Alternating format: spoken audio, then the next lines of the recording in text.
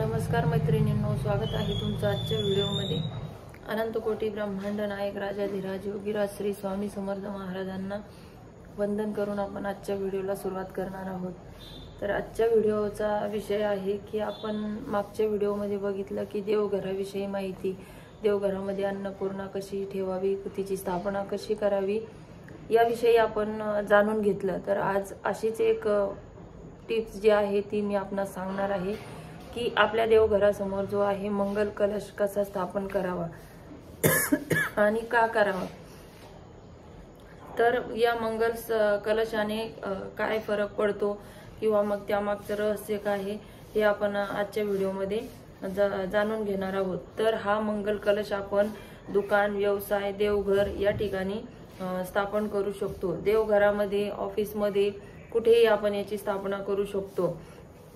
जर आपल्या देवघरामध्ये जागा नसेल, जागेची कमतरता असेल देवघराच्या ठिकाणी, तर आपण या मंगल कलशाची स्थापना आपल्या हॉलमध्ये सुद्धा करू शकतो।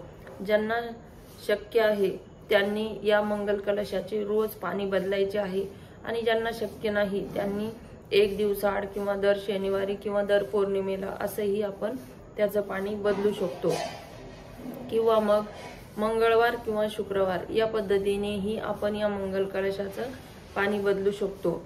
तर काय करायचं आहे की मंगल कलश जो आहे त्याने काय होतं तर कुलदेवीची जी आहे ती उपासना होत असते।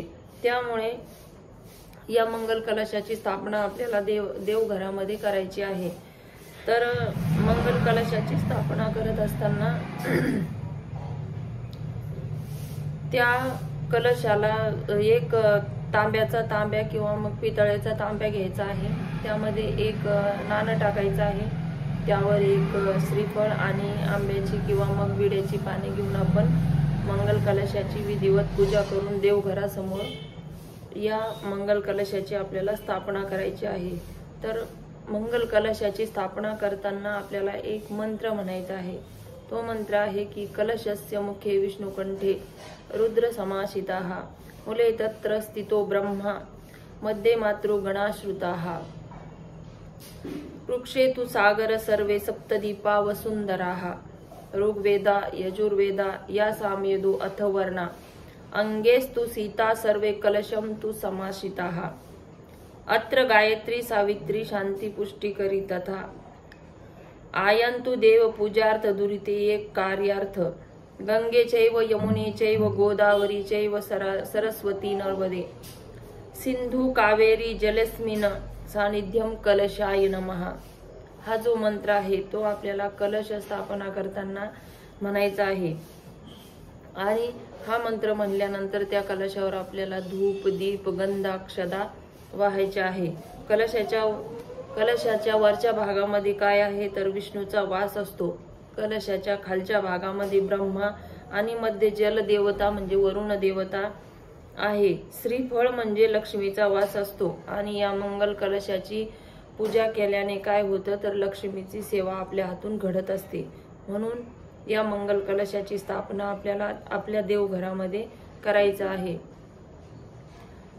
या मंगल कलशाची स्थापना आपल्याला देवघराच्या उत्तर ईशान्य किंवा पूर्व ईशान्य कोपऱ्यामध्ये करायची आहे।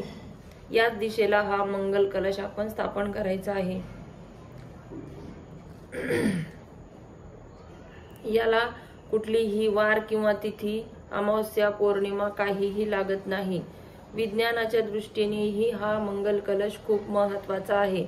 तर मग आपल्या घरामध्ये असा मंगल कलश नक्की स्थापन करा आणि आपल्या हातून कुलदेवीची, लक्ष्मी मातेची सेवा घडो हीच मी स्वामी समर्थ चरणी प्रार्थना करते।